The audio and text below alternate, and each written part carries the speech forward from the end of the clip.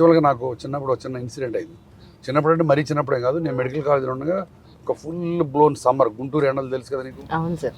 నేను ఆటోలో ఇంటికి వచ్చాను మధ్యాహ్నం పూట. ఎప్పుడో డ్రైవర్ సార్ బాగా ఎండగా ఉంది, కొంచెం మంచినీళ్ళు ఇప్పిస్తారా అన్నాడు.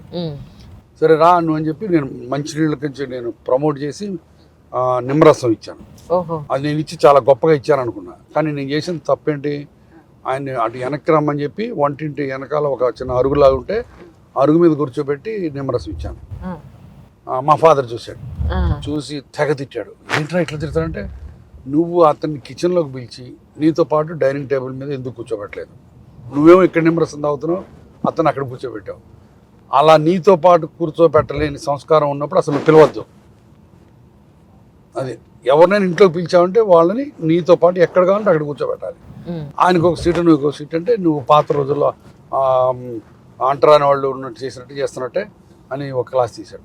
అది నాకు ఐ ఓపెనింగ్, ఈ రోజుకి గుర్తుంటుంది నాకు అది. సో ఆ రోజు నుంచి నాకు అసలు కంప్లీట్ పర్స్పెక్టివ్ మారిపోయింది. అప్పటి నుంచి ఇది చిన్న ఇది పెద్ద అన్నది లేనే లేదు. సో ఇప్పటికి కూడా నా కొడుకు కూతురు పెళ్ళిళ్ళకి మా డ్రైవర్లు అందరినీ నేను ఫ్లైట్లో పెళ్ళిళ్ళకి తీసుకెళ్ళాను. వాళ్ళు పార్ట్ ఆఫ్ మై ఫ్యామిలీ వాళ్ళు. తర్వాత మా ఇంట్లో వీళ్ళెవ్వరిని వర్కర్స్ సర్వెంట్స్ అనరు, హెల్పర్స్ అంతే. నేను నవ్యాలో కూడా మన గురువాయూర్ పార్ట్ 2లో కూడా నాకు సహాయం చేసిన సేవ వ్యక్తులు అని చెప్పి వీళ్ళందరి గురించి రాశాను. వీళ్ళందరూ ఫోటోలు వేసి ఒక ఆర్టికల్ రాశాను. ఎందుకంటే వీళ్ళు లేకపోతే జీవితం చాలా కష్టం. ఒక వంట కానీ, ఒక గార్డెనర్ కానీ, డ్రైవర్లు కానీ.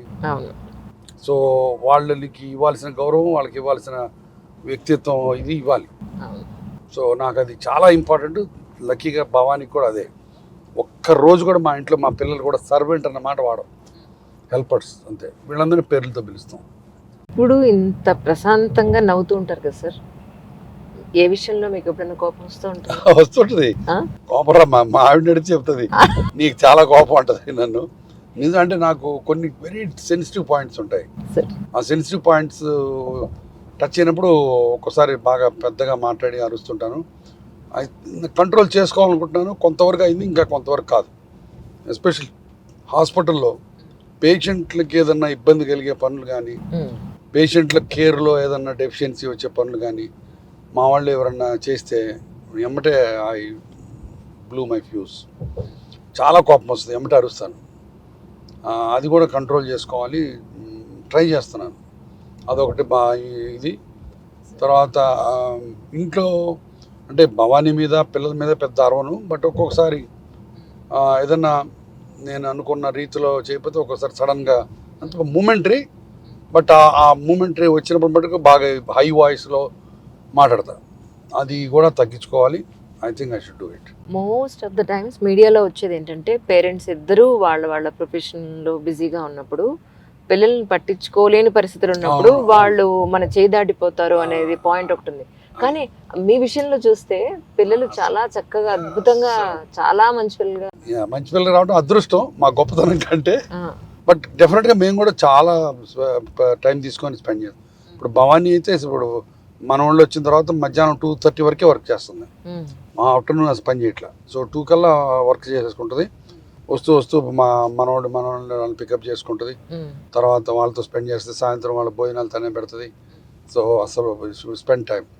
సో అట్లానే నాకు కూడా ఇంక ఇప్పుడు నాకు హాస్పిటల్ అప్పుడప్పుడు ఏదన్నా ఈ రవీంద్ర భారతిలో సంగీత సాంస్కృతిక కార్యక్రమాలు తప్ప ఇంక నేను వేరే ఫ్రెండ్స్తో వెళ్ళి పబ్బుల్లోకి వెళ్ళి తాగి డ్యాన్సులు చేసి అసలు లేదు.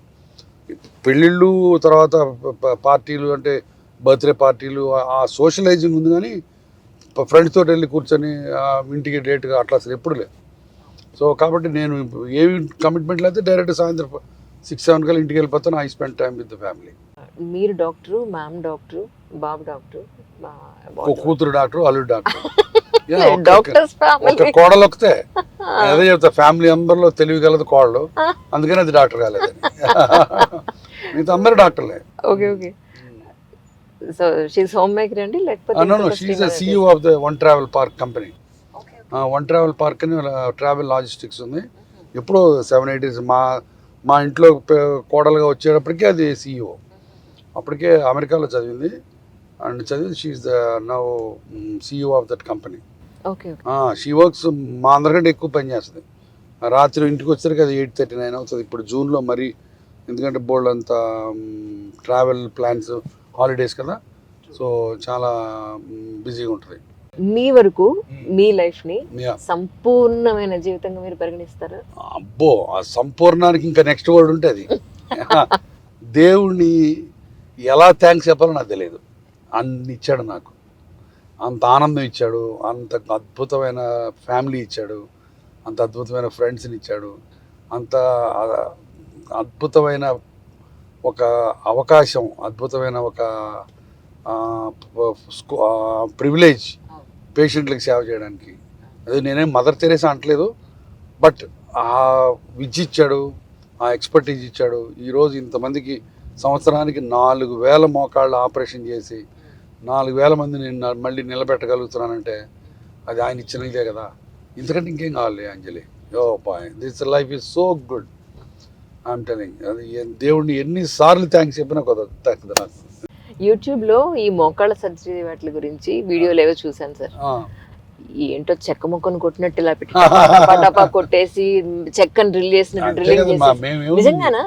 నిజమే. నువ్వు ఇప్పుడు ఆపరేషన్ థియేటర్ చూస్తావు కదా, మేము చేసేది కార్పెంటరీ పని.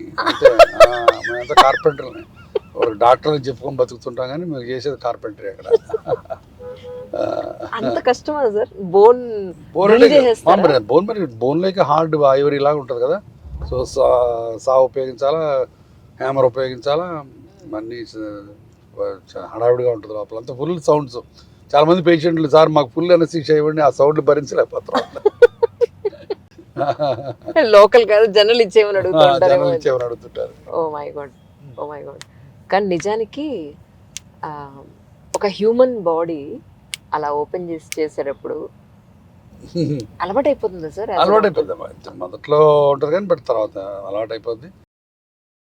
బట్ హ్యూమన్ బాడీ ఒకసారి ఆపరేషన్ థియేటర్లోకి వెళ్ళిన తర్వాత అసలు అదొక డిఫరెంట్ ప్రపంచం. సమస్య కనపడుతుంది తప్ప మనిషి కనపడ్డా, సమస్య కనపడుతుంది, దాన్ని ఎట్లా పరిష్కరించాలని తప్ప ఇంకా మనిషి కనపడ్డా. సో ఇంత హడావిడిలో ఏదో కాస్త బ్రేక్ఫాస్ట్ తిన్నారు, లంచ్ పరిస్థితి ఏంటి సార్ మరి? లంచ్ యూజువల్గా మా సెక్రటరీ ఉడకబెట్టిన వేరుశనగ పప్పులు తెస్తుంది. అవి నాకు నా బలము బలహీనత రెండు. కానీ నిజానికి బాగుంటుంది సార్, భలే ఉంటాయి, చాలా బాగుంటాయి, చాలా బాగుంటాయి. సో గాంధీ గారు అవి తిని చాలా గొప్పవాడని చెప్పి నేను వాళ్ళు తింటాను. కానీ బాగుంటాయి, నాకు భలే ఇష్టం. నాకు ఇష్టం వచ్చినట్లు వేరుశనగ పప్పులు, తర్వాత మొక్కజొన్న కండలు, తర్వాత జున్ను, వీటితో నేను బతికేయగలను లైఫ్ మొత్తం. అవి చాలు, ఇంకేం అక్కర్లా. కానీ మీ ప్రొఫెషన్లో కానీ మీ పర్సనల్ లైఫ్లో కానీ ఎప్పుడన్నా భయపడ్డ సందర్భం ఉందా సార్? భయపడ్డ సందర్భమా అంటే, భయపడ్డ సందర్భమా, దిగులు పడ్డ సందర్భమా? భయం అంటే ఆఫ్కోర్స్ భయం అంటే కరెక్ట్గా భయం అంటే, ప్రొఫెషనల్గా భయం అంటే ఎప్పుడన్నా పేషెంట్లకి కాంప్లికేషన్లు వస్తే బాధపడతాను. భయంతో కలిపిన బాధ అది. Okay okay. అరే ఎందుకు ఇలా అయిపోయింది, ప్రతిసారి ఇంకేమైనా చేసి ఉంటే బాగుండేదా అని అనిపిస్తుంటుంది. ఒక్కోసారి మన చేతుల్లో ఏమి ఉండదు అంటే సో బట్ అయినా సరే ఈ రోజు కూడా నాకు పేషెంట్కి ఏదైనా ఇదైతే చాలా బాధ వేస్తుంది. కొంతమంది డాక్టర్లు అది జయించారు, అది నేను జయించలేకపోయా. మరి అది నా బలము బలహీనత రెండు. అగైన్ బలమైన ఎందుకు అనుకుంటానంటే నాలో ఎమోషన్స్ ఇంకా ఉన్నాయి. So that makes me good human being. బలహీనత ఎలా ఉంటుందంటే, నువ్వు you have to get on to the next thing, అంతే కదా. ఇప్పుడు అలా బాధపడి ఇది చేస్తే మళ్ళీ మనం నెక్స్ట్ దానికి వెళ్ళలేము. సో అది కొంచెం మా ఇదే. బట్ ఎమోషన్స్ లేనిదే డాక్టర్కి ఎంఆర్ స్కాన్కి తేడా ఉంది, అంతే కదా. So that's what it is.